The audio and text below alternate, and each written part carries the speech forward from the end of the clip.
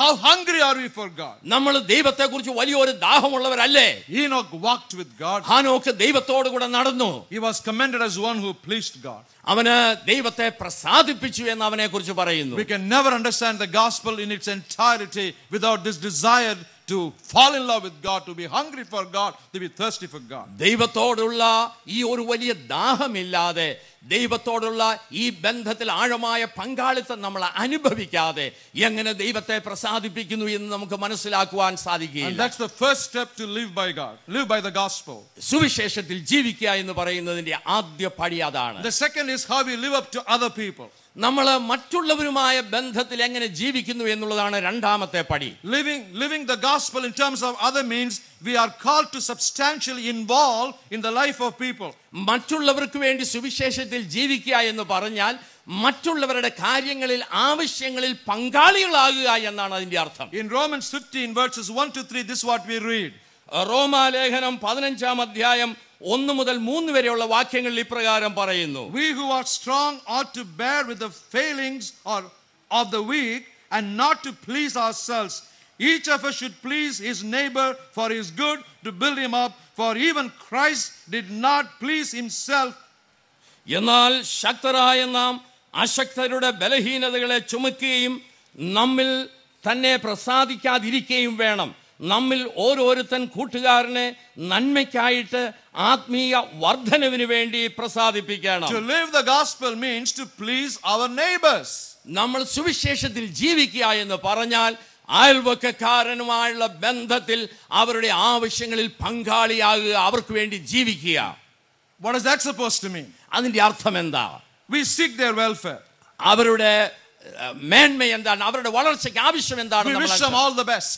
അവർക്ക് ഏറ്റവും നല്ല കാര്യങ്ങൾ നമ്മൾ ആഗ്രഹിക്കണം. We don't care whether they are Christians or non-Christians. ക്രിസ്ത്യാനികളാണോ അക്രൈസ്തവരാണോ എന്ന് നമ്മൾ നോക്കേണ്ട ആവശ്യമില്ല. Because Jesus made it very clear that we have to love our neighbors as ourselves. യേശുക്രിസ്തു വളരെ വ്യക്തമായി പറഞ്ഞിട്ടുണ്ട്, നിങ്ങൾ നിങ്ങളെ സ്നേഹിക്കുന്ന പോലെ നിങ്ങളുടെ അയൽക്കാരനെയും സ്നേഹിക്കണം. And the most dramatic illustration of living the gospel by loving our neighbors was given by Jesus Christ in that remarkable parable called the Good Samaritan in Luke chapter 10. നല്ല ശമരി, ലൂക്കോസിന്റെ സുവിശേഷം 10-ാം അധ്യായത്തിൽ പറയും നല്ല ശമരിയക്കാരൻ എന്നുള്ള ഉപമയിൽ കൂടെ അയൽക്കാരൻ ആരാണെന്നും അയൽക്കാർക്ക് വേണ്ടി എങ്ങനെയാണ് ജീവിക്കേണ്ടതെന്നുള്ളതും വളരെ മനോഹരമായ രീതിയിൽ യേശുക്രിസ്തു വിവരിച്ചിട്ടുണ്ട്. We are all very familiar with the story. നമ്മൾ അത് വളരെ പരിചിതമായ ഭാഗമാണ്. I'm not going to read it. I'm going to അതുകൊണ്ട് ആ summarize ഭാഗം it for you. വായിക്കുന്നില്ല.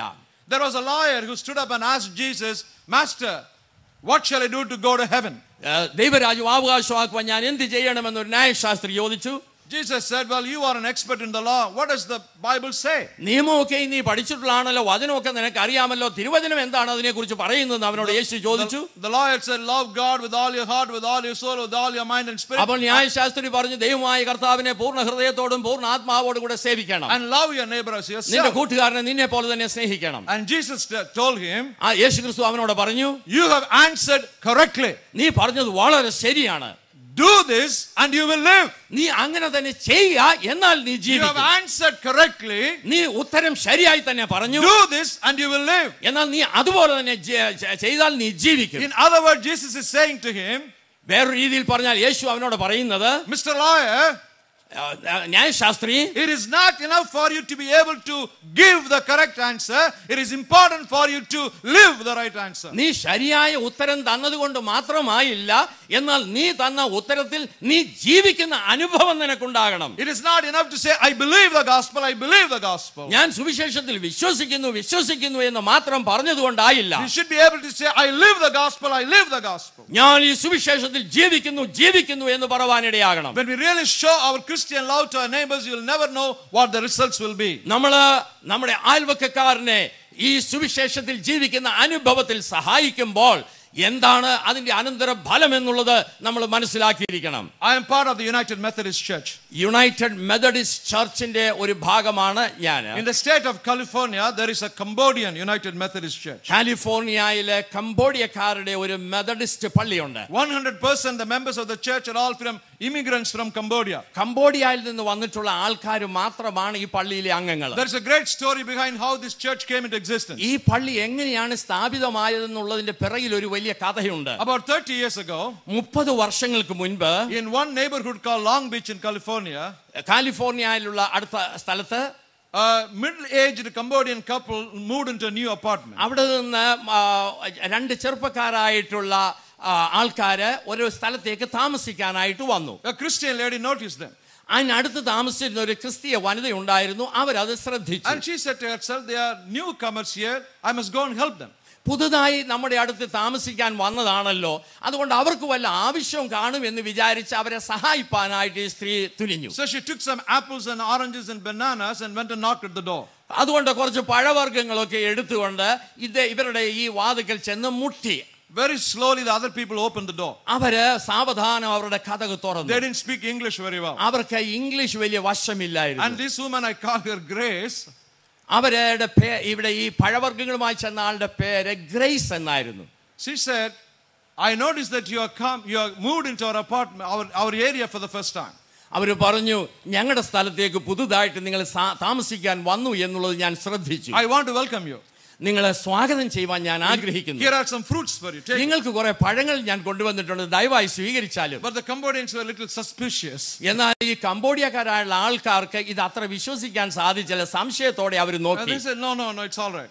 അവർ പറഞ്ഞു, സാരമില്ല വേണ്ട. But she said, doesn't matter. You are new here. If you need any help, you let me know. അവർ പറഞ്ഞു, കുഴപ്പമൊന്നുമില്ല, ഇത് നിങ്ങൾ വാങ്ങിച്ചു കൊള്ളുക, നിങ്ങൾ പുതുതായിട്ട് ഇവിടെ വന്നതാണല്ലോ, തുടർന്ന് എന്തെങ്കിലും സഹായം ആവശ്യമുണ്ടെങ്കിൽ എന്നോട് പറയാൻ മടിക്കരുത്. Then she left. അത് പറഞ്ഞതിന് ശേഷം ഈ ഗ്രേസിംഗ് പോകുന്നു. For 2 days she observed them. ഒരു 2 ദിവസം വീണ്ടും ഇവരെ This ശ്രദ്ധിച്ചു. Cambodians never left the house. ഈ കംബോഡിയക്കാരായിട്ടുള്ള ഈ ചെറുപ്പക്കാരി വീട് വിട്ട് വെളിയിൽ ഇറങ്ങിയില്ല. So she went back again.